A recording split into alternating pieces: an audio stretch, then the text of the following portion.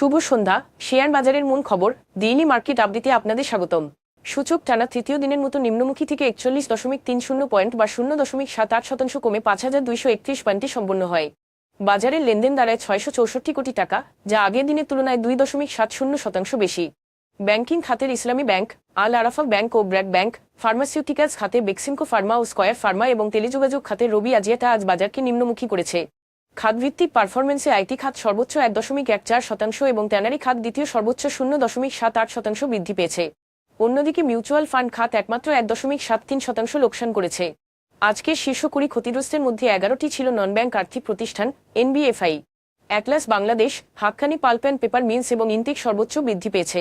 অন্যদিকে Prime Finance and Investment, FS Finance and Investment এবং First Finance and Investment ছিল শীর্ষ ক্ষতিগ্রস্ত। এসব শেয়ারের ক্ষেত্রে কোনো মূল্য সংবেদনশীল তথ্য প্রকাশ করা হয়নি। শীর্ষ দুটি খবর।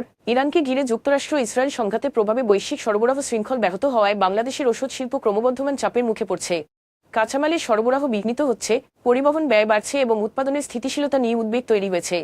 বছরে প্রায় $300 মিলিয়ন ওষুধ রপ্তানি করে বাংলাদেশ আন্তর্জাতিক বাজারে শক্ত অবস্থান তৈরি করলেও দীর্ঘস্থায়ী সংঘাত মুনাফা কমিয়ে দিতে পারে এবং উৎপাদন চক্রে বিঘ্ন ঘটাতে পারে, বিশেষ করে ছোট উৎপাদকদের ওপর চাপ বাড়াতে পারে। তবে এই চ্যালেঞ্জের মধ্যেও খাতটির জন্য নতুন উদ্ভাবন ও সক্ষমতা বৃদ্ধির সুযোগ তৈরি হচ্ছে।